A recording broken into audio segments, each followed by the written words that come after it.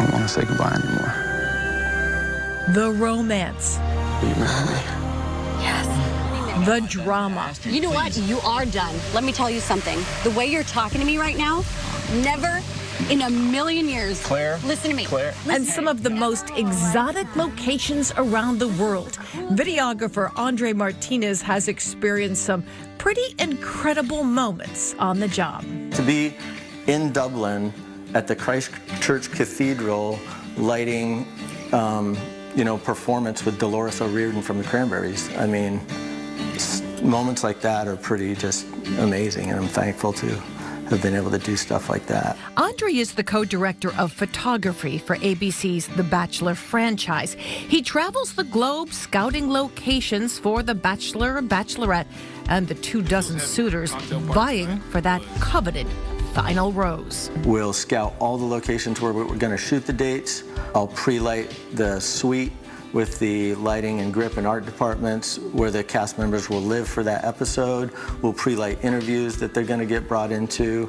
And then on the day of the dates, we load in, light them, shoot them, and strike them all on the same day. So the dates are like long days.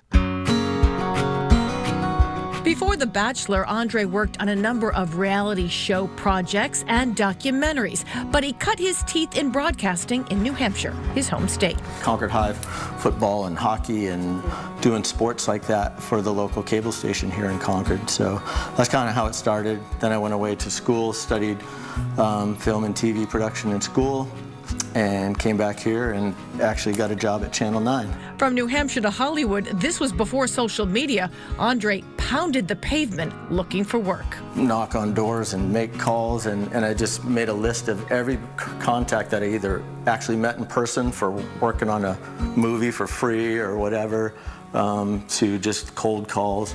And then Bachelor Nation came calling. Marcus, will you accept this rose? The rose ceremony, the much anticipated finale of every episode, where suitors either find themselves on the breakup bench or they breathe a sigh of relief when their name is called and they answer the question that keeps them in the running. Kelsey, will you accept this rose? Of course. The ceremony takes far longer than the 5 minutes you see on the show. It takes a few days of setup, and then on the night it's hours and hours. Early on, especially when the cast is large, it's hours and hours and hours of shooting until the wee hours of the night. Why does it take so long? I think because they really are genuinely trying to give them time together to really get to know each other as much as you can in the time frame that they're allowed, which is already shortened. So they want to at least give them time for a meaningful conversation to see if there is some interest there. Which brings us to the question, is this real or scripted? Andre says it's a lot more real than people think.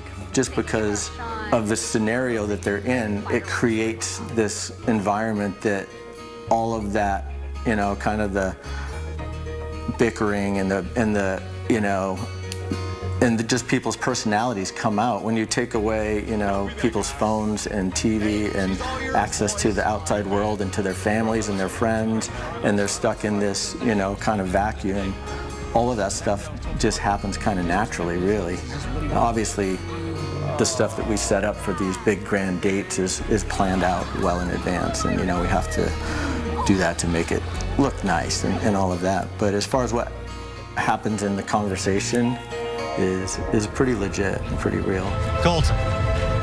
One of the most unforgettable moments occurred when a frustrated bachelor, Colton Underwood, ripped off his microphone and jumped over a fence to escape the cameras. He comes out of the tree fort, pushes my camera lens, and then I continue to chase him down into the darkness of night, and then he jumps the 8-foot wall like it was nothing, and then we chased him down for a long time after that. Chris Harrison and I are like running around in the dark trying to find him. In the end, it's hard for any contestant to avoid being filmed. I mean, sometimes on a date there might be like 12 or 15 GoPros out there, along with all the handheld operators and along with the drone.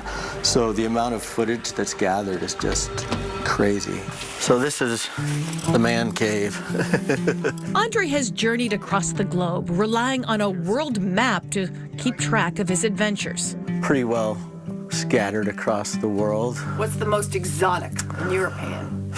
Probably the Maldives, probably the most exotic. At home in his basement man cave, Andre keeps a collection of souvenirs, from postcards to various trinkets, each with its own story, reflecting his experiences and cherished memories. Lucky for him, his wife Megan often gets to travel along. But as often as I can, we have family come and stay with the kids, and I'm able to spend some time away and be a part of the Bachelor Nation family from time to time, and it's been a real blessing. The travel is glamorous, but the work can be grueling. Night one on The Bachelor, we go into daylight the next day. You know, we're wrapping at literally 8 or 9 in the morning from having started shooting at 5 p.m. the night before. Hey, bud. Oh, you're out. It's wet out there, huh?